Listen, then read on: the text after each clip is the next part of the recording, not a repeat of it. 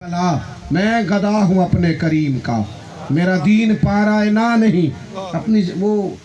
مجھے چند دن پہلے ایک دوست نے فون کیا آپ کو بلانا ہے تسی پیسے کنے لیندی ہو میں کہا ساڑھا ریٹ نہیں ہو دیتا جانا ہمارا بڑا ریٹ ہے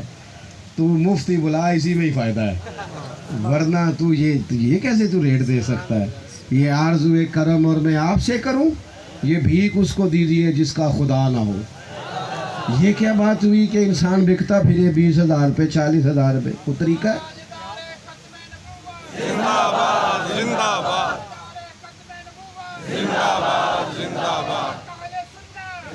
بات کو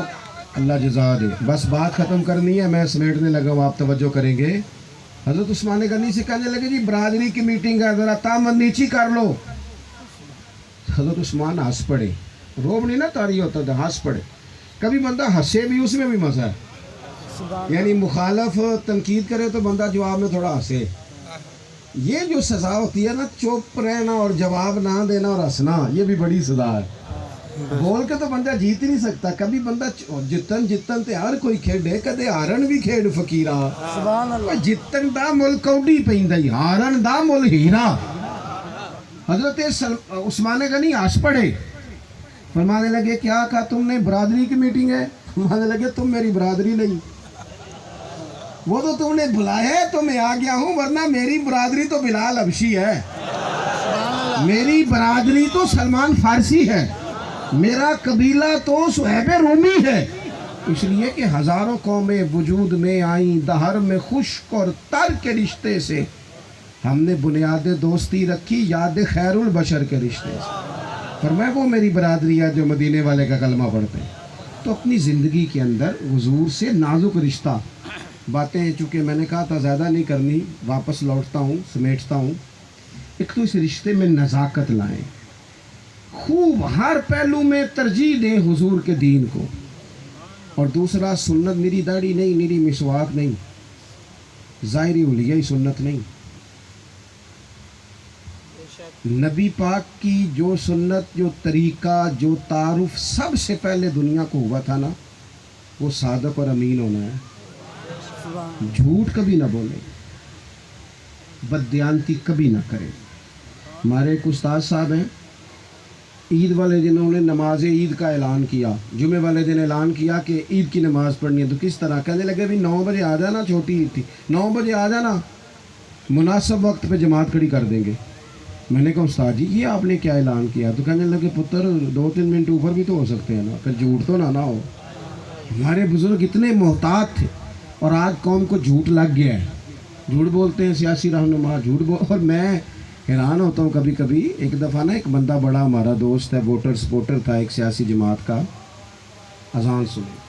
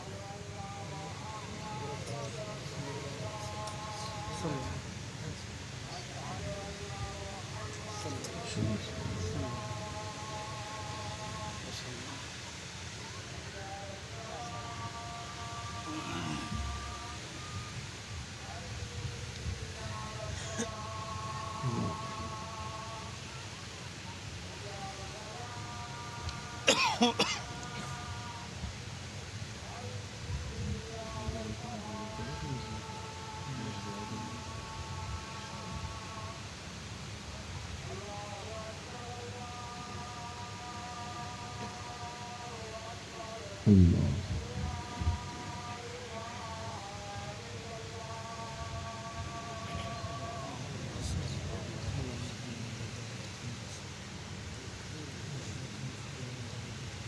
میں آپ کو بات سنانے لگا تھا بس ختم کرتے ہیں پھر آپ لوگ جا کے جماعت سے نماز پڑھے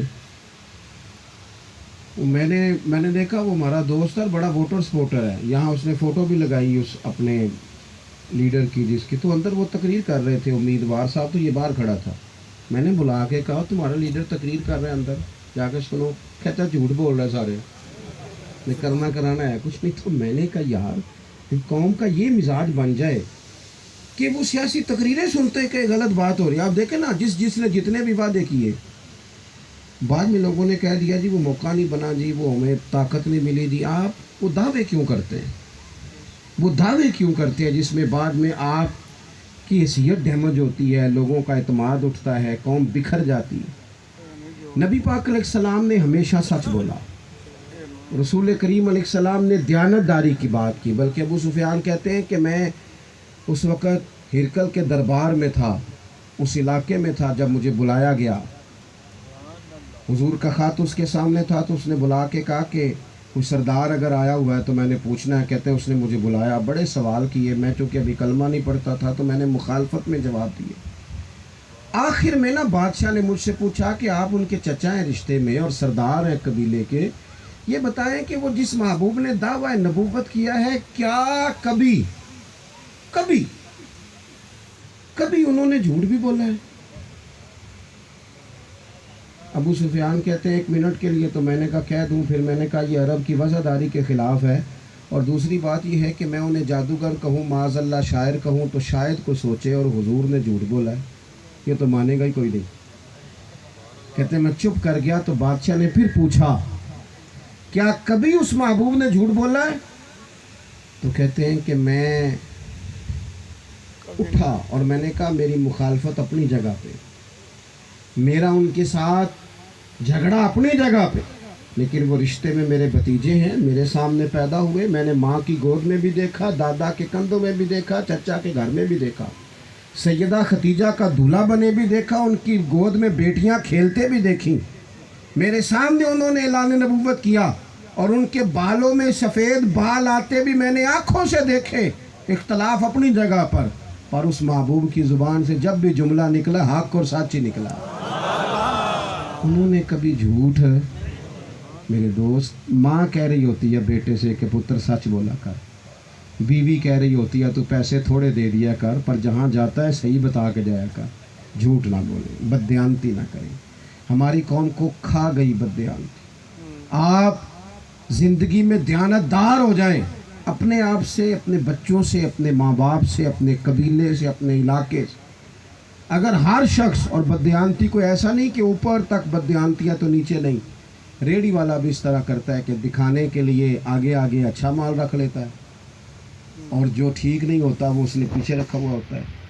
آپ کبھی بھی بددیانتی نہ کریں. جو قومیں رزق حرام کھاتی ہیں وہ روحانی طور پر ترقی نہیں کرتی, ان میں غیرت ایمانی نہیں پیدا ہوتی, شوق شہادت نہیں پیدا ہوتا, ان کی روحانیت کمزور پڑ جاتی ہے. اللہ تعالیٰ کی بارگاہ میں دعا کرتا ہوں اللہ کریم ہماری اس محفل کو قبول فرمائے, اور جو میں نے کہا ہے اس پر عمل کی توفیق عطا فرمائے. اللہم صلی علی سیدنا محمد وآلہ وبارک وسلم. اللہ بڑی محنت سے دوستوں نے یہ اہتمام کیا, اس کوشش کو قبول فرما, اس کے برکت سے ہمارے گناہوں کو معاف فرما, ہماری غلطیوں سے درگزر فرما, علم نافع اور عمل صالح کی توفیق عطا فرما. منیر صاحب کے لیے دعا کرنے کو کہا گیا, اللہ انہیں اولاد عطا فرما. مالک تمام بے اولادوں کو صاحب اولاد فرما. اولاد والوں کی میاں قیوم صاحب کے لیے دعا ہے, اللہ انہیں اولاد عطا فرما. مالک کریم اور بھی جتنے لوگ بے اولاد ہیں انہیں صاحب اولاد فرما. اولاد والوں کی اولاد کو نیک فرما, بیماروں کو شفا عطا فرما, مقروضوں کو قرض کے بوجھ سے رہائی نصیب فرما, تنگ دستوں کو وسعت رزق عطا فرما, بیماروں پر اپنا فضل فرما, جو لوگ سیلاب کی زد میں آ گئے ان کی غیبی امداد فرما. اے اللہ امت کی خیر فرما, پاکستان کے حق میں رحمت والے فیصلے فرما, مسجد کی حاضری کی توفیق عطا فرما, قرآن پاک سے محبت عطا فرما, درود و سلام کا ذائقہ عطا فرما. دنیا ہو یا آخرت ہو ہماری پردہ پوشی فرما, ہماری پردہ پوشی فرما, ہمارا خاتمہ ایمان پہ فرما. اللہ تو کریم ہے, ہمارے حق میں جب بھی فیصلے فرما, فضل والے فرما. اگر ہم کبھی بھولنے بھٹکنے لگیں تو حق پہ استقامت عطا فرما. خیالات کے ٹوٹنے سے بچا, وسوسوں کے غلبے سے بچا, نفس کی شرارتوں سے بچا, نہ ختم ہونے والی خواہشات سے بچا. صبر, شکر, قناعت, خودداری اور عزت نفس عطا فرما. اے اللہ اپنے محبوب کے دروازے کی ہمیشہ گدائی عطا فرما۔ اللہم انا نسألک العفو والعافیۃ فی الدین والدنیا والآخرہ۔